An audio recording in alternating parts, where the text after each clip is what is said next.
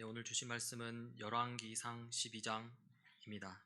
12장 중에 14절과 28절, 29절 말씀을 제가 봉독하도록 하겠습니다. 12장 14절과 28절, 29절입니다. 먼저 14절입니다. 어린 사람들의 자문을 따라 그들에게 말하여 이르되 내 아버지는 너희의 멍에를 무겁게 하였으나 나는 너희의 멍에를 더욱 무겁게 할지라. 내 아버지는 채찍으로 너희를 징계하였으나 나는 정갈 채찍으로 너희를 징치하리라 하니라. 28절입니다. 이에 계획하고 두 금송아지를 만들고 무리에게 말하기를 너희가 다시는 예루살렘에 올라갈 것이 없도다. 이스라엘아, 이는 너희를 애굽 땅에서 인도하여 올린 너희의 신들이라 하고 하나는 베델에 두고 하나는 단에 둔지라.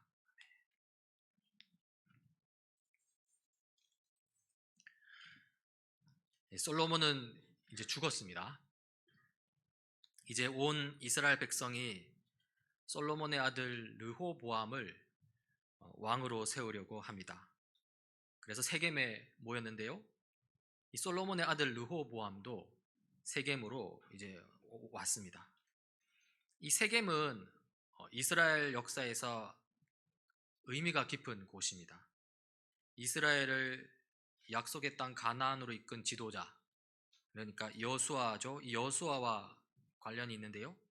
이 여호수아가 이스라엘 백성과 함께 언약 갱신 의식을 거행한 장소입니다. 여호수아 24장의 일부를 한번 읽어보면 이렇습니다. 여호수아가 이스라엘의 모든 지파를 세겜에 모이게 하였다. 그가 이스라엘의 장로들과 그 우두머리들과 재판관들과 공직자들을 불러내니 그들이 하나님 앞에 나와 섰다. 그때 여호수아가 온 백성에게 말하였다. 주님을 섬기고 싶지 않거든 조상들이 강 저쪽에 메소포타미아에서 섬기던 신들이든지 아니면 당신들이 살고 있는 땅 아무리 사람의 신들이든지 당신들이 어떤 신들을 섬길 것인지를 오늘 선택하십시오. 나와 나의 집안은 주님을 섬길 것입니다. 그러자 백성들이 대답하였다. 주님을 저버리고 다른 신들을 섬기는 일은 우리가 절대로 하지 않겠습니다. 주 우리 하나님이 친히 우리와 우리 조상을 이집트 땅 종되었던 집에서 이끌어내시고 우리가 보는 앞에서 그 큰 기적을 일으키셨습니다. 그러므로 우리는 주님을 섬기겠습니다. 오직 그분만이 우리의 하나님이십니다. 이 여호수아와 이스라엘 백성이 세겜에서 이 언약 갱신 의식을 행하는 요 장면인데요. 이 언약 갱신 의식, 그러니까 좀 말이 좀 어려운데 간단히 그 내용을 표현하자면 이렇습니다. 이 하나님이 이스라엘을 이집트에서 구원하셨으니 이 하나님은 이스라엘의 하나님이요 이스라엘은 하나님의 백성이다. 그러므로 이스라엘은 하나님만을 섬기겠다. 이 내용입니다. 그러니까 하나님이 이스라엘을 구출해 주셨으니 이스라엘은 하나님의 뜻대로 살겠다는 것이고요. 하나님이 이스라엘을 구원해 주셨으니 이스라엘은 하나님의 율법에 순종하며 살겠다는 것입니다. 그러니까 먼저 하나님이 구원해 주셨고요. 그리고 그렇게 구원해 주셨으니 그 다음에 그 구원에 감사해서 이제 하나님의 율법에 순종하겠다는 것이죠. 구원의 은혜가 먼저고 그 다음이 율법 순종입니다. 복음이 먼저 왔고 그 다음에 복음에 합당한 삶을 살게 되는 것이죠. 자, 그렇다면 이 율법의 내용은 무엇이겠습니까? 우리가 다 알듯이 하나님 사랑, 이웃 사랑 이렇게 표현할 수 있죠. 십계명의 그 내용이기도 하고요. 하나님 사랑은 또다시 이제 전능하시고 선하신 하나님을 신뢰한다라고 표현할 수 있습니다. 그리고 이웃 사랑은 특별히 연약한 이웃을 돌본다는 것으로 표현할 수 있습니다. 이스라엘 백성이 이 세겜에서 이 언약 갱신 의식을 거행할 때 이렇게 하나님만을 믿고 따르겠습니다. 그리고 하나님의 율법대로 내 이웃을 내 몸과 같이 돌보겠습니다 하고 이렇게 선언한 것이죠. 아까 말했듯이 이 내용입니다. 하나님이 이스라엘을 이집트에서 구원하셨으니 하나님은 이스라엘의 하나님이요 이스라엘은 하나님의 백성입니다. 그러므로 우리 이스라엘은 하나님만을 섬기겠습니다. 이렇게 여호수아가 이 세겜에서 이 언약 갱신 의식을 행한 지 한 2, 300년이 흐른 이 시점에 오늘 지금 이 성경 본문 이스라엘 백성이 다시 세겜에 모인 것이죠. 다시 세겜에 모여서 지금 이스라엘 나라, 곧 하나님 나라를 상징하는 이스라엘 나라의 왕을 세우려고 하는데요. 그렇다면 이 이스라엘 나라의 왕은 어떤 왕이 되어야 할까요? 이스라엘 나라의 왕이라면 좀 이방 나라의 왕들과는 달라야겠죠? 이방 나라의 왕들이 우상 숭배를 한다면 이스라엘 나라의 왕은 이 하나님만을 섬기는 왕이 되어야 하고요. 이방 나라의 왕들이 자기 이익을 위해서 권력을 마구 휘두른다면 이스라엘 나라의 왕은 자기 백성을 섬기는 왕이 되어야 합니다. 그렇다면 오늘 이 솔로몬의 아들 르호보암은 그런 왕이 되었을까요? 온 이스라엘의 이 왕자리에 오리라는 르호보암이 어떻게 하는지 지금부터 좀 살펴보겠습니다. 이 르호보암과 온 이스라엘 백성이 지금 이 세겜에 모였습니다. 그리고 이스라엘 백성은 이제 온 이스라엘의 왕이 될 르호보암에게 요청합니다. 임금님의 아버지께서는 우리에게 무거운 멍에를 메우셨습니다. 이제 임금님께서는 임금님의 아버지께서 우리에게 지워주신 중노동과 그가 우리에게 메워주신 이 무거운 멍에를 가볍게 해주십시오. 그러면 우리가 임금님을 섬기겠습니다. 여기서 임금님의 아버지는 이 솔로몬을 가리키겠죠? 이 솔로몬은 이 통치 내내 이 대규모 건축 사업을 일으켰습니다. 성전도 짓고 왕궁도 짓고 또 여러 궁전을 지었습니다. 대규모 건축을 위해서 이스라엘 백성에게 중노동을 강요했고요. 당연히 이스라엘 백성으로서는 힘들고 불만이었습니다. 그래서 솔로몬의 아들 르호보암에게는 이제는 그렇게 하지 말아달라는 것이죠. 르호보암은 이스라엘 백성의 요청을 듣고 곧바로 대답하지 않습니다. 이 3일 뒤에 다시 보자고 하죠. 그리고는 먼저 이 솔로몬을 섬긴 원로들과 이제 상의합니다. 백성들의 요청에 대해서 어떻게 해야 할지 원로들에게 묻는데요. 원로들이 이렇게 답합니다. 그들은 여로보암에게 이렇게 대답하였다. 임금님께서 이 백성의 종이 되셔서 그들을 섬기려고 하시면 또 그들이 요구한 것을 들어주시겠다고 좋은 말로 대답해 주시면 이 백성은 평생 임금님의 종이 될 것입니다. 이 원로들의 이 조언은 합당합니다. 이스라엘 나라의 왕이라면 이 백성 위에 군림하려는 것이 아니라요, 오히려 백성 아래에서 백성의 종이 되어서 섬겨야 한다는 것이죠.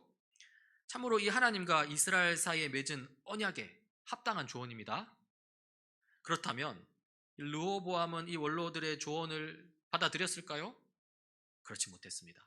원로들의 조언을 무시하고요, 자기와 함께 자란 이 자기를 받드는 이 젊은 신하들과 의논합니다. 그리고 그 젊은 신하들이 르호보암에게 이렇게 말합니다. 왕과 함께 자란 젊은 신하들이 그에게 말하였다. 이 백성은 임금님의 아버지께서 그들에게 메우신 무거운 멍에를 가볍게 해달라고 임금님께 요청하였습니다. 그러나 임금님께서는 이 백성에게 이렇게 말씀하십시오. 내 새끼손가락 하나가 내 아버지의 허리보다 굵다. 내 아버지가 너희에게 무거운 멍에를 메웠다. 그러나 나는 이제 너희에게 그것보다 더 무거운 멍에를 메우겠다. 내 아버지는 너희를 가죽 채찍으로 매질하 했지만 나는 너희를 쇠 채찍으로, 정갈 채찍으로 치겠다 하고 말씀하십시오. 그렇죠. 어떻게 조언합니까? 백성들의 요청을 들어주기는커녕 오히려 백성들을 더 부려 먹으라고 합니다. 솔로몬이 가죽 채찍이라면 르호보암은 쇠 채찍이라는 것이죠. 훨씬 가혹하고 훨씬 포갑적입니다. 이러니 이스라엘 백성들이 어떻게 반응하겠습니까? 당연히 이 르호보암에 대해서 불신임을 외치겠죠. 우리가 알다시피 이스라엘은 12지파 연합체입니다. 이 하나의 통일된 나라의 성격보다는 각계 지파의 독립적 성향이 더 강합니다. 특히 남쪽에 위치한 유다 지파와 그리고 그 위에 북쪽에 위치한 나머지 이스라엘 지파들 사이의 갈등은 상당히 뿌리가 깊습니다. 이러한 갈등 구조를 허물어뜨리기 위해서 우리가 앞서 다윗이 정치적으로 무던히 노력했던 것을 우리는 사무엘서 이야기를 통해서 충분히 살펴보았습니다. 유다 지파 출신 다윗은 이 북쪽 지역에 위치한 나머지 이스라엘 지파들을 설득하고 끌어안기 위해서 애를 많이 썼죠.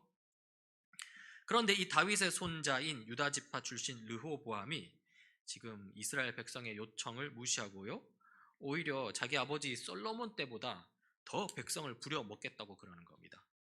나머지 북쪽 이스라엘 지파들이 가만히 있을까요? 당장 떨어져 나가려고 한 것입니다. 그리고 실제로 일이 그렇게 진행됩니다. 르호보암은 원로들의 현명한 조언을 듣지 않고 자기들과 함께 자란 젊은 신하들의 어리석은 조언을 받아들였는데요. 그 결과 북쪽 지역의 이스라엘 지파들이 반발합니다. 16절입니다. 온 이스라엘은 왕이 자기들의 요구를 전혀 듣지 않는 것을 보고 왕에게 외쳤다. 우리가 다윗에게서 받을 몫이 무엇인가? 이새의 아들에게서 받을 유산이 없다. 이스라엘아, 저마다 자기의 장막으로 돌아가라.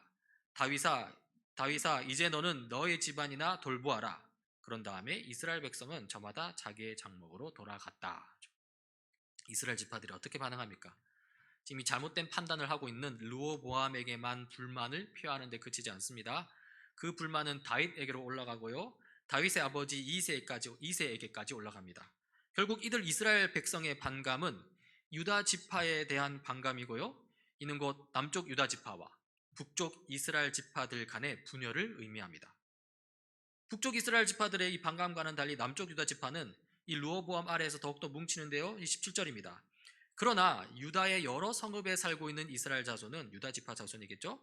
르호보암의 통치 아래에 남아 있었다. 지금 유다 지파 사람들이 같은 지파 출신인 르호보암을 지지하고요. 이로써 남유다와 북이스라엘이라는 이 이스라엘 분열 시대가 열리게 되는 것입니다. 여기서 우리는 이 르호보암의 잘못된 판단, 이 판단에 대해서 아주 큰 안타까움을 가지게 됩니다.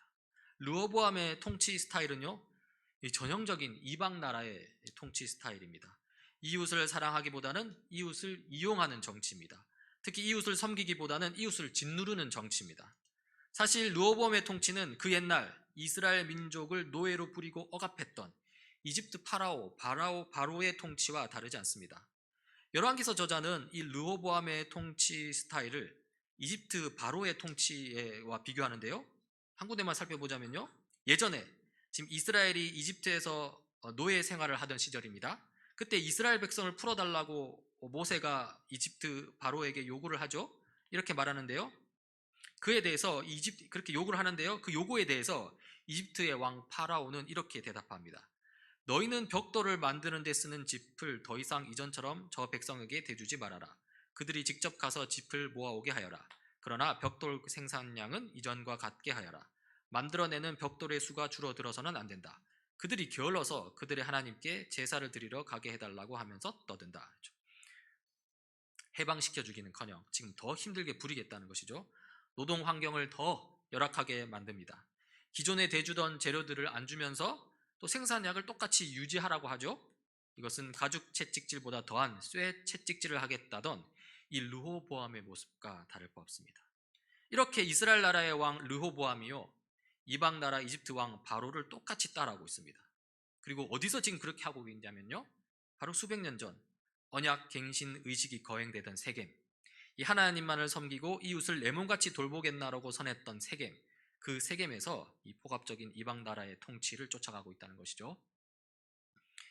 이렇듯 르호보암은 이제 불의에 빠졌습니다. 그리고 그런 상황 속에서 한 인물이 등장하는데요, 바로 여로보암입니다. 이 열왕기상 12장 20절입니다. 이 무렵에 온 이스라엘 백성은 여로보암이 돌아왔다는 소식을 듣고서 사람을 보내어 그를 총회로 불러왔으며 그를 온 이스라엘을 다스리는 왕으로 추대하였다. 그리하여 유다 지파만 제외하고는 어느 지파도 다윗 가문을 따르지 않았다. 우리 지난 시간에 살펴보았듯이 르호보암은 이 솔로몬의 인정을 받아서 이 부역 감독관으로 일했던 인물입니다. 그리고 솔로몬의 이 불의한 통치가 계속되던 와중에 이 하나님께서 선지자 아히야를 통해서 이 여로보암을 분열된 이스라엘, 그 중에 이 북쪽 이스라엘 지파들의 왕으로 세우겠다고 하셨죠. 여로보암이 선지자로부터 왕이 될 것이라는 예언을 받게 되었고요. 그 사실이 이 솔로몬의 귀에 들어가게 되었습니다. 솔로몬은 경쟁자가 될 여로보암을 잡아 죽이려고 합니다. 여로보암은 솔로몬을 피해서 이집트로 피신할 수밖에 없었는데요. 이제 이 솔로몬이 죽고 솔로몬의 아들 르호보암이 이 북쪽 이스라엘 지파들의 신임을 잃게 되자, 그러자 다시 이제 등장하게 된 것이죠. 북쪽 이스라엘 지파들은 이 여로보암을 자신들의 왕으로 삼았습니다. 비록 분열된 이스라엘 상황에서 이 왕으로 부름받았지만, 그러나 하나님은 이 여로보암이 정말 올바르게 통치하길 바랬습니다. 열왕기상 11장에 보면 이렇게 나오는데요. 여로보암아, 내가 너를 이스라엘의 왕으로 삼겠다. 너는 네가 원하는 모든 지역을 다스릴 것이다.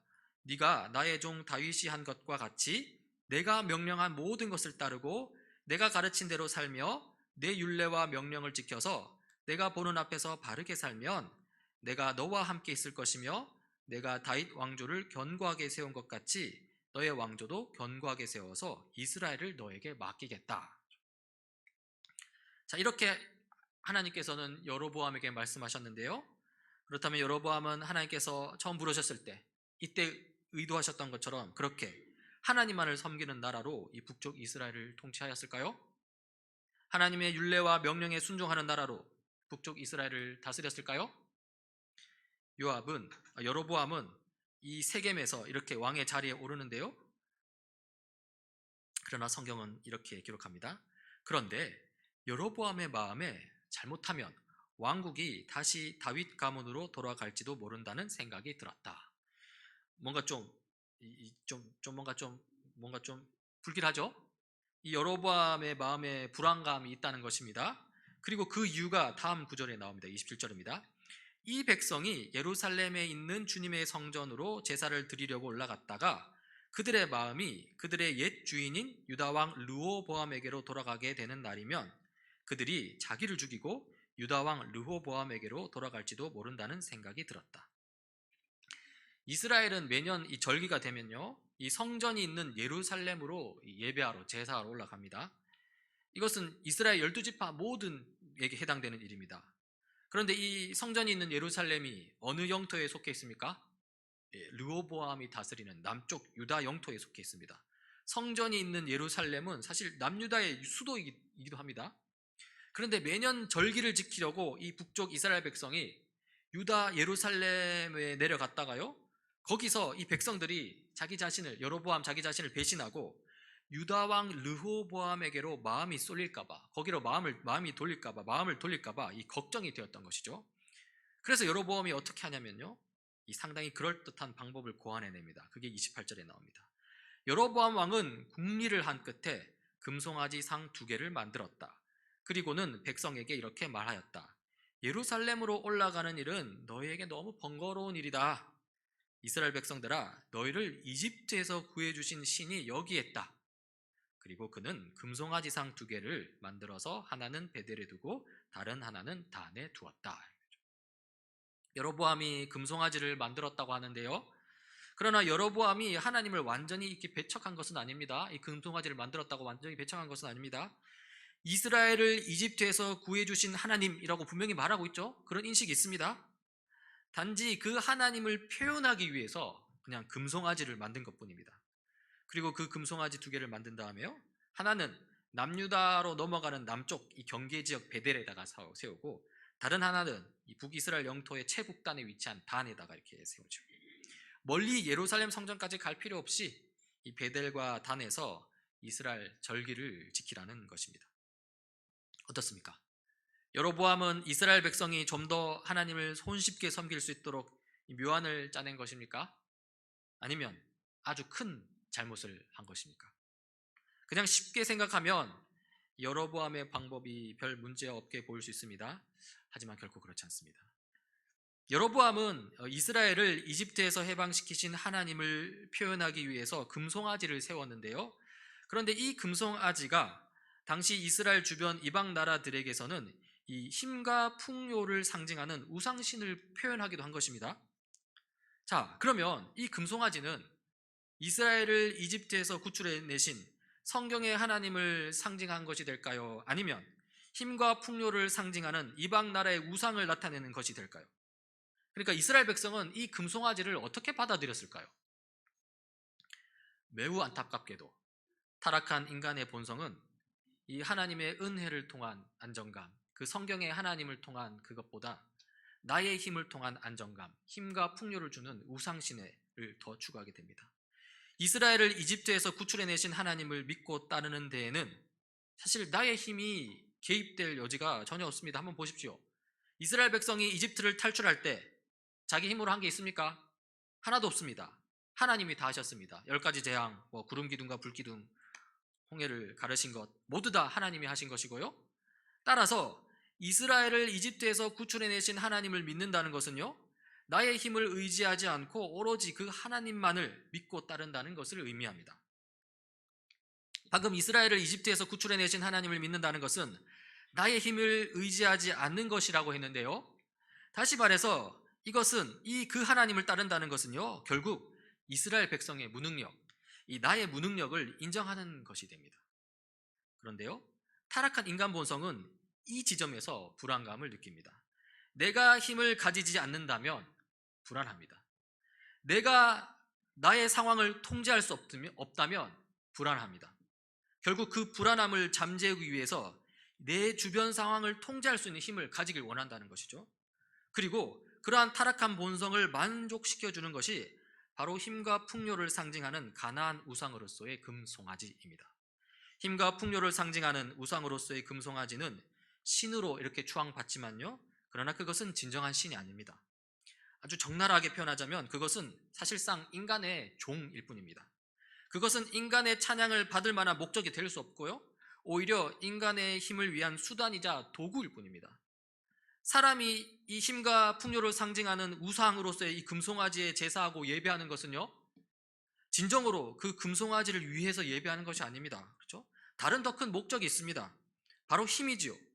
인간은 힘을 얻기 위해서 금송아지로 표현되는 이 당시 가나안 우상을 살살 달래는 것입니다. 달랜다는 의미에서 예배를 드리는 것뿐이죠. 그렇게 달래는 예배의 극단적인 사례가 바로 자기 자식마저 제물로 바치는 것입니다. 한번 생각해 보십시오. 자기 자식을 제물로 바치는 그 인간의 심리를 살펴보자는 것입니다. 그가 정말로 우상을 사랑해서 자식을 제물로 바치는 것입니까? 아닙니다. 우상을 달래서 힘과 풍요를 얻겠다는 것입니다. 자식을 바치는 그 인간의 심리에는 자기가 예배하는 우상신마저 자기가 통제할 수 있다는 믿음이 있습니다. 그러면서 자기 자신이 지금 가장 쉽게 통제할 수 있는 작고 어린 자기 자식을 내다 바치는 것이죠. 이것이 힘을 추구하는 타락한 인간의 본성입니다. 우리는 상황을 통제하고 싶어 합니다. 상황을 통제할 수 있는 힘을 얻고자 합니다. 그렇게 하지 못하면 불안해합니다. 이 불안함을 극복하기 위해서 우상을 이용하는데요, 그 과정에서 자기 자식을 우상에게 제물로 바치는 크나큰 악도 서슴지 않는 것을 보게 됩니다. 자, 그러면 이스라엘 백성은 어떻겠냐는 것이죠. 여로보암이 금송아지를 세웠을 때 이 타락한 이스라엘 백성은 어떠한 태도와 자세로 금송아지를 대했냐는 것이죠. 타락한 자기 본성을 거슬러서 그 금송아지를 성경의 하나님, 이스라엘을 이집트로부터 구출해내신 하나님으로 대할 수 있었을까요? 그렇지 않습니다. 이스라엘 백성은 이방 나라 민족들과 다를 바 없었고요, 그리고 금송아지는 여전히 금송아지일 뿐입니다. 거기에 이스라엘을 이집트에서 구원해내신 성경의 하나님이 들어갈 자리는 없었습니다. 우상 숭배만 남게 된 것이죠. 사실 여로보암 또한 이 하나님을 이용했을 뿐입니다. 이미 살펴보았듯이 그는 불안했습니다. 그렇죠. 자기가 먼저 불안했습니다. 북쪽 이스라엘 지파 백성들이 유다 예루살렘으로 예배하러 내려갔다가 자기를 배신할까 봐 불안했고요, 그 불안을 극복하기 위해서 이 금송아지를 세웠던 것이죠. 그러니까 여로보암도 똑같습니다. 여로보암도 자기 상황을 통제할 수 있는 힘을 얻기 원했고요, 그런 의도에서 금송아지를 세웠다는 것입니다. 지금까지 우리는 이스라엘의 분열이 시작된 그 지점을 살펴보았습니다. 남유다 르호보암을 살펴보았고요, 북이스라엘 여로보암을 살펴보았습니다. 그리고 둘 다 이 언약에 합당한 왕이 아니었음을 보게 됩니다. 이 언약의 내용이 무엇이었습니까? 하나님이 이스라엘을 이집트에서 구원하셨으니 하나님은 우리 이스라엘의 하나님이요, 우리 이스라엘은 하나님의 백성이다. 그러므로 우리 이스라엘은 하나님만을 섬기겠다 하는 것이죠. 그러나 르호보암과 여로보암 이 두 왕은 하나님만을 온전히 섬기지도 못했고요, 이웃, 곧 자기 백성을 올바르게 돌보지도 못했습니다. 오히려 자기를 위해서 힘을 추구했고 또 잘못된 방식으로 힘을 휘둘렀습니다. 르호보암은 자기에게 주어진 힘을 가지고 백성을 더욱더 괴롭혔죠. 울러들의 조언을 듣기보다는 자기와 함께 자란 젊은 신하들의 조언을 듣고서 자기 백성을 자기 마음대로 부려먹으려 했습니다. 여로보암은 불안함 가운데 힘을 가지고 싶어서 하나님을 이용하고자 했습니다. 금송아지를 만들어 놓고는 이것이 바로 하나님이다 하면서 자기 백성을 통제하는 데에만 관심을 쏟았습니다.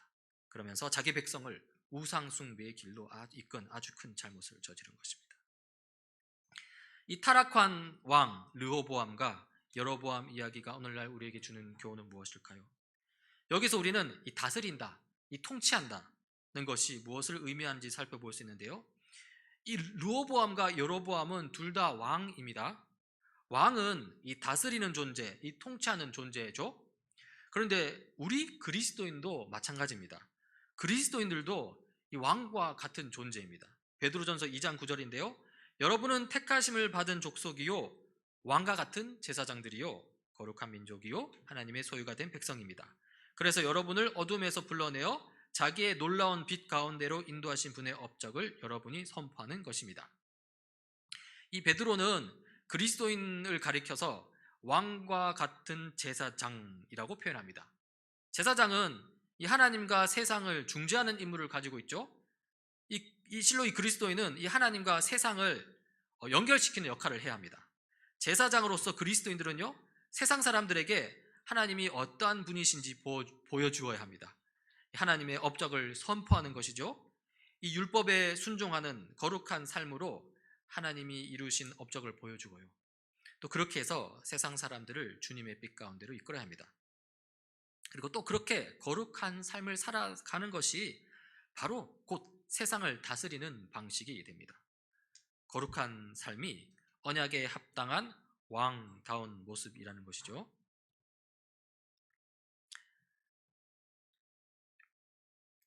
그리스도인은 이 르호보암과 같이 힘을 막무가내로 휘두르지 않습니다.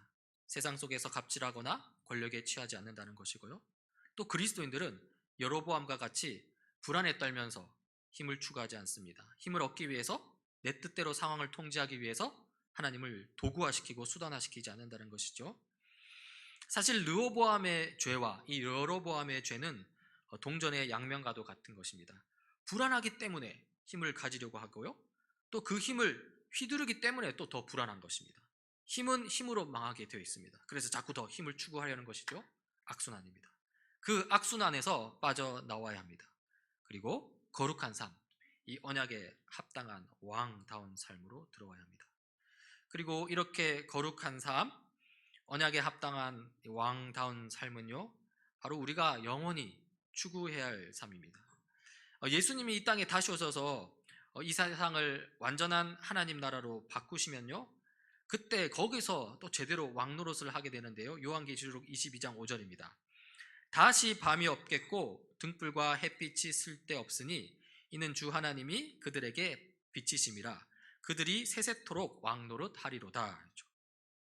이 성경 구절은 예수님이 다시 오셔서 이 세상을 천국으로 완성시킨 상황을 보여줍니다. 하나님이 그리스도인들에게 빛을 비춰주시고요, 그리스도인들이 거기서 영원토록 왕노릇 한다고 나오죠. 이 완성된 하나님 나라, 이 천국에서도 이 율법에 합당한 거룩한 삶을 여전히 살아간다는 것입니다. 물론 그때는 죄가 없는 완전한 상태이기 때문에 어떠한 유혹도 없이 어떠한 갈등도 없이 즐거운 마음으로 율법에 순종하는 삶에 살게 될 것이고요, 그렇게 거룩한 삶을 살면서 이 세상을 다스리는 왕노릇을 한다는 것이죠. 여러분, 참으로 우리는 이 세상에서 왕으로 살아가야 합니다. 우리는 예수님의 은혜로 이미 왕이 되었습니다. 하나님께서 그렇게 값없이 우리를 왕으로 세워주셨습니다. 이제 왕으로서 하나님의 율법, 하나님의 뜻, 하나님의 명령에 합당한 비전을 품고 이 세상을 다스려 나가야 합니다. 자, 그렇다면 여러분, 우리가 다스리고 통치해야 할 구체적인 삶의 자리는 어디입니까? 한번 생각해 보시기 바랍니다. 그리고 그 구체적인 삶의 자리가 어디든 간에 거기서 르호보암처럼 살지 않고요, 거기서 여로보암처럼 살지 않고요, 거기서 만왕의 왕이신 예수님처럼 살려고 애쓰는 것이죠. 참으로 예수님이야말로 우리의 모범이 되시는 이 만왕의 왕입니다. 우리를 죄로부터 건지신 예수님이시고요, 지금 또 우리를 위해 중보하고 계신 예수님이시고요, 또 하나님 나라의 하나님 나라를 완성시키기 위해서 지금 때를 기다리고 계신 예수님입니다. 그리고 그 예수님께서 성령 하나님과 함께 끝까지 우리를 도와주실 것입니다. 그러니 불안해할 필요 없습니다. 상황을 통제할 수 없다고 해서 불안에 빠질 필요도 없고요. 또 내 뜻대로 안 된다고 또 실망할 필요도 없습니다. 하나님의 뜻만 따라 있으면 됩니다. 그러면 이 선하시고 전능하신 하나님께서 결국에는 우리의 계획을 뛰어넘는 그 최선의 길로 우리를 인도하실 것입니다. 우리 삶의 자리에서 살면서 지혜가 부족하다 싶으면 지혜를 구하고요. 담대함이 부족하면 용기를 구합시다. 좌충우돌 할 수 있습니다. 우리 지난 시간에 말씀드렸다시피 부지런히 왔다 갔다 해야 합니다. 한편으로는 이 경고와 회개의 메시지를 들어야 하고요. 다른 한편으로는 은혜와 구원의 메시지를 들어야 합니다. 사실 우리는 자주 르호보암의 유혹, 또 여로보암의 불안에 빠집니다. 그리고 그럴 수 있습니다. 그러나 재빨리 예수님의 길로 돌아와야 합니다. 이 왕같은 제사장으로서 주어진 삶의 자리에서 올바르게 왕노릇하는 우리 모두가 되길 간절히 바랍니다. 같이 좀 기도하시겠습니다. 하나님 아버지, 이기적인 동기로 힘을 추구하고 힘을 사용하는 세상입니다. 이 타락한 세상 속에서 힘과 권력의 의미를 올바르게 바꾸어서 이 연약한 이웃, 돌봄이 필요한 이웃, 영혼이 황폐케 된 이웃을 위해 힘과 권력을 사용하는 저희들이 되게 하옵소서. 참으로 주님이 세우신 언약에 합당한 왕으로서 주님 부르신 삶의 자리, 언약에 합당한 통치를 이루어가는 저희들이 되게 하옵소서. 예수님 이름으로 기도드립니다. 아멘.